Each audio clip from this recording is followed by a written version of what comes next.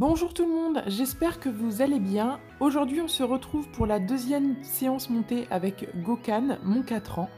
Voilà, c'est parti. Pour cette séance, j'ai changé mon ensemble longe et licol. J'ai pris ma longe un peu plus épaisse car elle est plus confortable lorsque l'on monte et le poids du nœud du coup rend les exercices plus précis.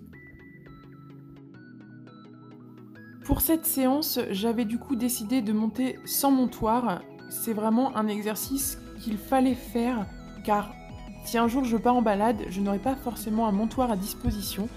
Il vaut mieux du coup lui apprendre dans le calme à ne pas bouger lorsque je mets le pied à l'étrier. Je félicite bien sûr beaucoup. On a pu voir ma gérante qui a pris mon téléphone portable pour me filmer. Ça sera du coup plus simple pour tout voir. Je demande, comme d'habitude en début de séance, des flexions latérales, donc à droite d'abord, puis à gauche.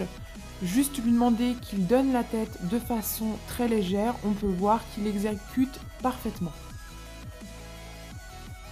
Nous commençons notre séance par des déplacements des postérieurs. Je retire mon étrier pour que ça soit plus compréhensible pour lui. J'en demande à droite et à gauche. Sur cette deuxième, on peut voir qu'il bouge d'abord les épaules. Comme ce n'est pas ce que j'ai demandé, je redemande dans le calme en lui laissant bien le temps de réfléchir à ce que je lui propose. Une fois qu'il exécute comme il faut, je lâche tout et je récompense.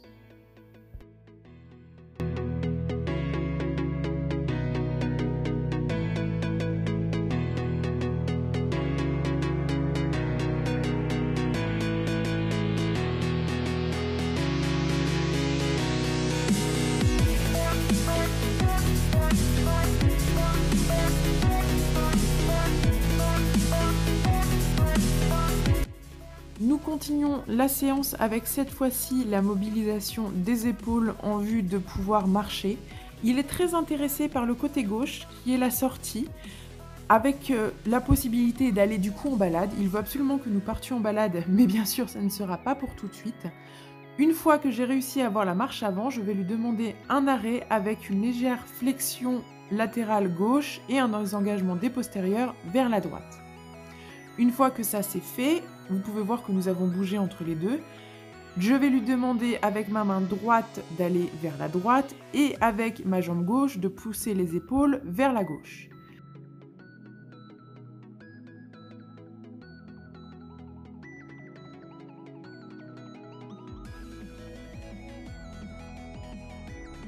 Nous partons donc vers le normalement dernier exercice qui est un combiné, c'est-à-dire indiquer en poussant l'épaule vers la direction où je veux aller, marcher droit et vous pouvez voir que du coup je vais me manger quelques arbres sur le passage, c'est pas grave, on apprend tous les deux. Je peaufine donc la direction parce qu'il n'arrive pas à marcher droit, je mets la jambe, du coup ça le décale, au lieu de ne faire qu'un pas sur le côté il en fait plusieurs, c'est normal, nous débutons tous les deux.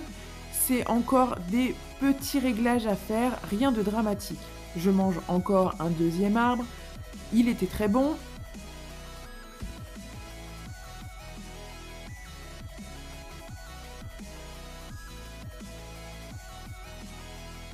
C'est là que vous allez pouvoir voir ce que je veux dire en décalant les épaules. On voit bien qu'avec ma jambe gauche, je fais une pression pour pousser les épaules. Ma jambe droite, elle, par contre, n'est pas du tout au contact. Une fois que j'ai réussi à obtenir, on va dire, une ligne droite, je fais un arrêt avec flexion et désengagement des postérieurs, comme depuis le début de la séance. Ça devait du coup être le dernier exercice, sauf qu'il avait décidé qu'il ne s'arrêterait pas. C'est pas grave, on reprend le temps d'expliquer. Je réarrête avec une flexion et désengagement des postérieurs. Pour moi, il est important de réexpliquer. Tant qu'il ne comprend pas, je vais lui redemander. Ça va finir par rentrer. À chaque fois qu'il fera un pas non demandé, je lui demanderai de s'arrêter. Et ça finira par rentrer dans sa petite tête. Je ne me fais pas de soucis pour ça. Alors du coup, petite vidéo post-séance. Pourquoi j'ai pas fait la vidéo tout de suite après ma séance? Parce que j'étais très en colère par rapport à moi. Voilà, on va pas se mentir, j'ai trouvé vraiment que j'ai fait je sais pas comment dire ça poliment, hein, on va dire que c'était pas joli, voilà, c'est tout. Bon, comme beaucoup, je travaille, hein, forcément. J'étais fatiguée et j'étais très patiente au début. Et puis dès qu'il a pas compris ce que je lui ai demandé à pied, j'ai commencé le cours et paf, je suis montée dessus. Non, en fait, avant, on a fait toute une séance, donc flexion latérale, déplacement des hanches, déplacement des épaules, envoyer sur le cercle, enfin tout ça, tout ce qu'on fait d'habitude en fait. Et sauf que là, lorsque j'ai lancé sur le cercle, il est très bien parti, hein, ça, il n'y a aucun souci. Sauf qu'il a tourné. Quand je lui ai demandé de s'arrêter, il refusait de s'arrêter. J'ai réussi à obtenir ça, du coup, j'ai voulu le faire trotter.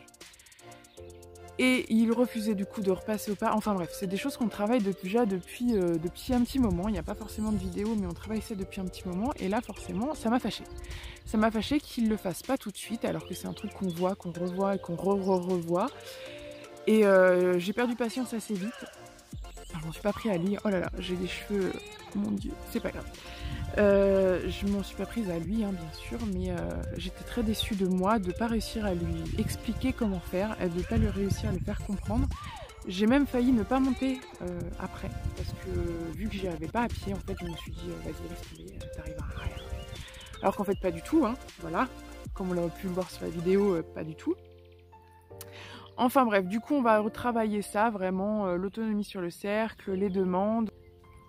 Ensuite, pour la partie montée, du coup, je suis montée, voilà, nickel. Le seul truc que...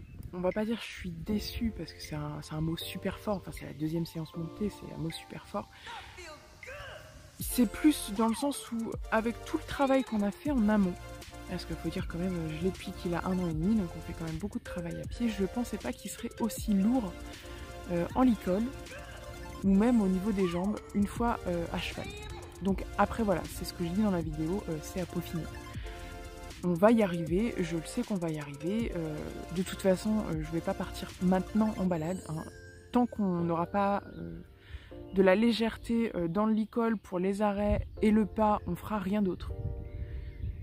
Et tourner aussi bien sûr, parce qu'il faut la direction, hein, si on va tout droit au bout d'un moment. Oh bah si on s'arrête dans un mur, hein. Un mur ou une clôture ou un arbre, parce que j'aime bien me taper des arbres apparemment. Et donc voilà.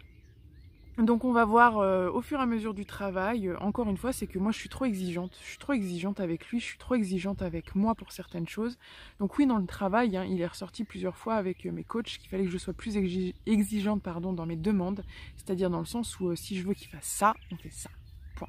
C'est pas on fait ça. Non, c'est on fait ça. Point. Et là, j'ai été trop exigeante dans mes demandes où il faudrait en fait qu'il sache trotter et galoper en étant en place, alors que je sais que c'est pas possible. Mais voilà, avec la fatigue, je me suis butée parce que je suis comme ça. Voilà, je suis tête de cochon. Voilà. Donc voilà. Donc sinon, dans l'ensemble, je suis quand même maintenant contente de ma séance. Sur le coup, pas forcément très contente, mais là, je suis quand même contente parce que je me suis posée, que j'ai réfléchi, j'ai noté les pour, ce qui avait été positif et ce qui avait été négatif. Bien sûr, hein, j'ai un coach, hein, on va prendre des cours, une fois par semaine on prend des cours pour tout ce qui est monté et pour peaufiner mon travail moi de mon côté à pied, parce que je monte qu'une seule fois par semaine pour l'instant et comme je vous ai dit, on se cantonne à arrêt, flexion latérale, déplacement des hanches, déplacement des épaules, marcher, s'arrêter. Et arrêt par flexion et désengagement des postérieurs, c'est tout. On ne fait pas des trucs de ouf non plus. Ah aussi, et l'immobilité. Je veux qu'il soit immobile quand je monte et quand je descends. Voilà, il faut qu'il soit reine longue et immobile.